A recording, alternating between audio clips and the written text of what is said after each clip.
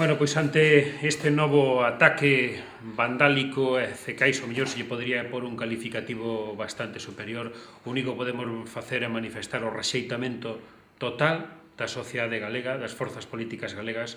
O Partido Popular de Galicia está nestes momentos ao lado do Partido Socialista, como non pode ser de outro xeito, e o que pedimos é que as persoas responsables, que a actuación adecuada das forzas e corpos de seguridade do Estado e logo, a través da Administración de Xusticia, cumplan por este tipo de feitos que evidentemente non podemos permitir.